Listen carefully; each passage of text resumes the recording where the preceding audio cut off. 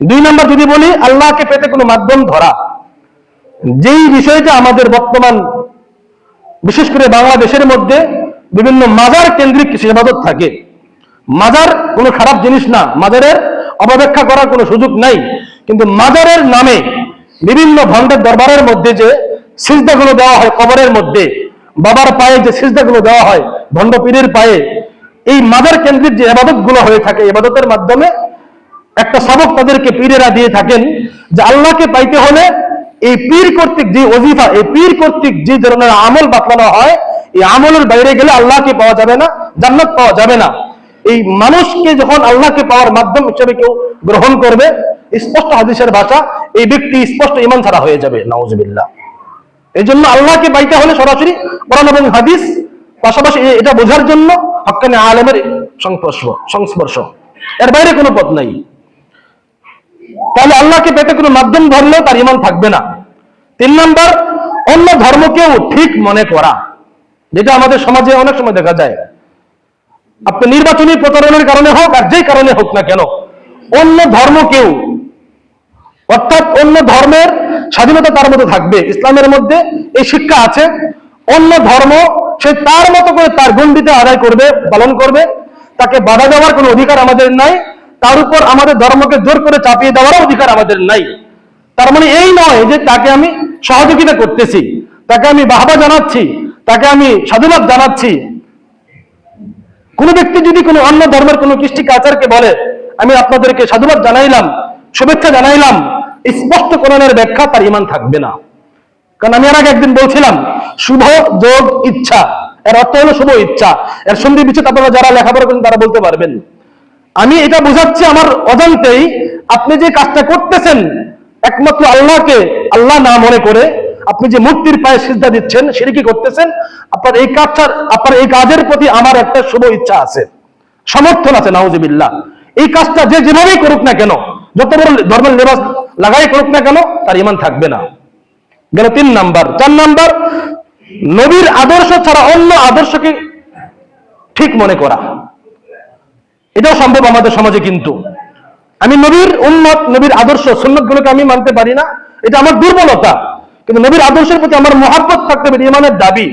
মহাব্বত তো নাই, অন্যের যে আদর্শগুলো, অর্থাৎ ইসলামের বাইরে যত ধরনের আদর্শ, একজন যুবক মনে করেন মাথার চুল থেকে নিয়ে পায়ের তলা পর্যন্ত, একজন মানুষ মনে করেন পোশাক পরিচ্ছদ থেকে নানান কিছুর মধ্যে, ঘরোয়া পরিবেশে সবকিছুর মধ্যে যখন আমরা ইসলামের আদর্শকে, রাসূলের আদর্শকে বিসর্জন দিয়ে অন্য আদর্শ লালন করি, যদি বাধা দিতে যায় কেউ, ওই মুহূর্তে যদি সে যুক্তি খণ্ডন করার চেষ্টা করে, না ইসলামেরটা আমি স্বীকার করি, ভালো, মানতে পারতেছি না, কিন্তু ওটাও তো ভালো, এইভাবে কেউ যদি কোনোদিন যুক্তি দেওয়ার চেষ্টা করে, তার ঈমান থাকবে না। অর্থাৎ নবীর আদর্শের বাইরেও অন্য কোনো আদর্শকে ঠিক মনে করা, এটা ঈমান থাকবে না। এরপরে 5 নম্বর, নবীর কোনো আদর্শকে অপছন্দ করা। আবার ওই কথায় আসতেছে, নবীর সুন্নত আমি মানতে পারি না। রাসূলের আদর্শ, নবীর আদর্শ বলতে কি বোঝায়? তার সুন্নত গুলো। তো পারিবারিক সুন্নত আছে, শারীরিক সুন্নত আছে, ইবাদতের ক্ষেত্রে অনেক সুন্নত আছে।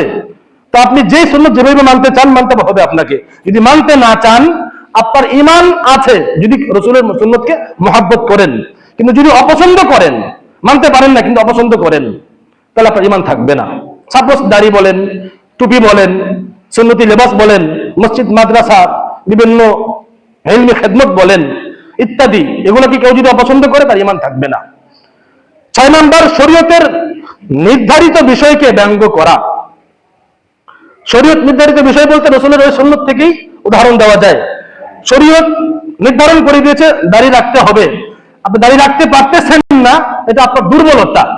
কিন্তু কেউ দাড়ি রাখলে তাকে যদি আপনি কটাক্ষ করেন, দেখতে খারাপ দেখা যায়, নানানভাবে তুচ্ছ তাচ্ছিল্য করেন, একজন বোরখাওয়ালী মহিলা যাচ্ছে, তার বোরখাকে যদি আপনি কটাক্ষ করেন, ব্যঙ্গ করেন, শরীয়তের বিধান এটা পর্দা করা, তাহলে আপনার ঈমান থাকবে না। আর অনেক ব্যাখ্যা ছিল, সময়ের অভাবে করতে পারতেছি না, জাস্ট কাজ দিয়ে যাচ্ছি। 7 নম্বর, ইসলামের শত্রুকে সাহায্য করা। এটা তো গত বছর বলছি, বারবার বলা হয়, যেই ক্ষেত্রে অর্থ লগ্নি করলে ওই অর্থে মুসলমানদের বিরুদ্ধে অস্ত্র ত্যাগ করা হয়, ডিরেক্ট ইহুদি পণ্য, অমুসলিমদের পণ্য ক্রয় থেকে নিজেকে সংযত রাখা, যেই কাজটা না করলে আমার আপনার চলে। আমি বিভিন্ন পণ্যের নাম গত বছর বলছিলাম, এটা আমরা এখন সবাই জানি। যে পণ্যগুলো ছাড়া আমার আপনার ইমান ঠিক থাকবে, আমার আপনার জীবন সুন্দর পার হয়ে যাবে, কি দরকার এই পণ্যগুলো আমার ক্রয় করার? ওটা ক্রয় করতেছি, হয়তো আমি আপনি দুনিয়াতে একটু সময় ভালো কাটাচ্ছি, আমার আপনার এই দেওয়া লগ্নি করা এই টাকার মাধ্যমে তারা টাকার পাহাড় গড়ে তুলতেছেন, ওটার মাধ্যমে তারা অস্ত্র ক্রয় করে বিপরীত দিকে আমাদের মুসলমানদের সন্তানদেরকে মারতেছেন, আমাদের মুমিনদের বুকেই গুলি চালাচ্ছেন। এই জন্য আমাদের সচেতন থাকতে হবে, কোনো কিছু ক্রয়ের মাধ্যমে বেশি আবেগপ্রবণ হয়ে তাদেরকে সহযোগিতা না করা। তো বলছিলাম, ইসলামের শত্রুকে সাহায্য যদি কেউ করে জানা অবস্থায় সজ্ঞানে, তার ঈমান থাকবে না। 8 নাম্বার, ইসলামের কোন রকমকে অপ্রয়োজন মনে করা। বর্তমান আমাদের নির্বাচনী প্রচারণা চলতেছে, যদি আমি বলার চেষ্টা করি কেউ মাইন্ড করবেন না, এখানে আমি কোন দলের নাম নিয়ে বলবো না। আমি আপনি মুসলমান, আল্লাহ কোরআনে বলেছেন আলা লিল্লাহিল খলক ওয়াল আমর, আল্লাহ বলছেন সৃষ্টি আমার, বিধান আমার। যদি আমি আপনি নিজেকে মুসলিম দাবি করি, মুমিন দাবি করি, আপনি আপনার যুক্তি তর্কে যেই দলেই করেন না কেন, যদি নিজেকে মুসলমান দাবি করেন, মুমিন দাবি করেন, তাহলে ওই আল্লাহকে তো স্বীকার করতে হবে ঈমান থাকতে। আল্লাহকে স্বীকার করলে এই জমিনের মধ্যে আইন একমাত্র আল্লাহরই বাস্তবায়ন চেষ্টা করতে হবে, অন্যথায় আমার আপনার ঈমান থাকবে না। আপনি যেই দলেই করেন, যেখানে যান।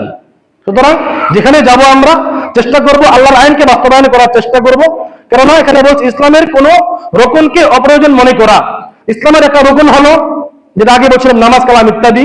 সবচাইতে বড় বিষয় হলো আমাদের রসুল একজন মুসলমান, তিনি একদিক থেকে নবী, একদিক থেকে রাষ্ট্রনায়ক ছিলেন।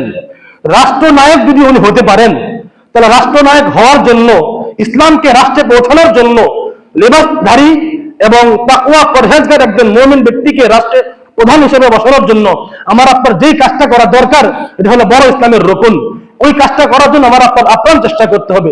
এর বিপরীত মনোভাব যার থাকবে তার ঈমান থাকবে না, স্পষ্ট বুঝে নেবেন। এরপরে বলছে 9 নাম্বার, জাদু করা, অবিশ্বাস করা।